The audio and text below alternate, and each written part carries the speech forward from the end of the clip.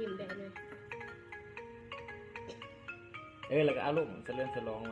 จากไปของใจครับ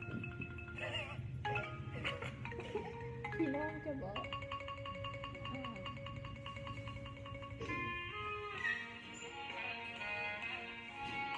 ขอหมกบทเพลงในเกการจากไปคุมหอ2 ปีของอาจารย์คำพูดครับเพลงครูจันทร์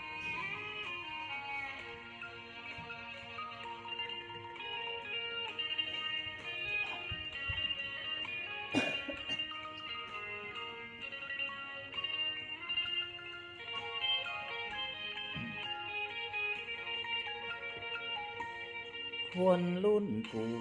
เขาหูว่าคนอยู่ภาคอีสานล้วนแต่เป็นลูกเป็นหลานของกูจันทร์ของเราทั้งสิ้นเสื้อสายลายลองแบ่งเป็น2 ของทำมาหากินโคราชเวียงจันทร์พานินล้วนเป็นถิ่นลูกหลานปู่จันทร์คนรุ่นปู่เขาหูว่าความเป็นมาอย่างใดระหว่างพี่น้องลาวไทยสมัยก่อนมาเขาจะลึกมันผูกขาดเป็นเสียวเหมือนดังเครือเกี่ยวกันทั้งทุกวันสาวโคราชไอ้บ่าวเวียงจันทร์เคยนับพบกันอยู่บุญธาตุหลวงปู่จาเคยฝากความสั่งให้ลาว2 ฝั่งเหมือนดังปูการไกลในสวงให้ล้านปู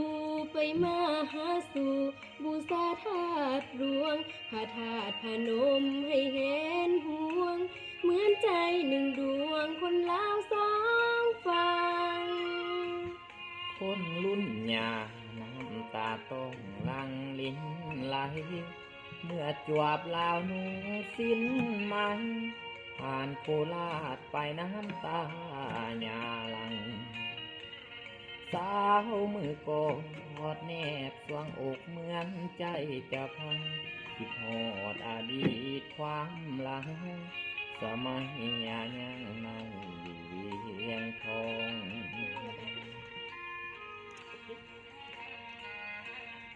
2 ปีแห่งการจากไปเมื่อสู้ๆได้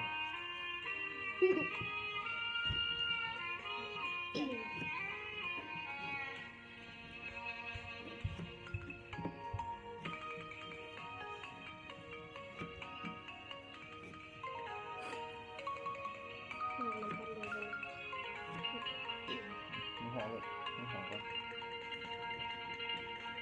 ผู้จะเค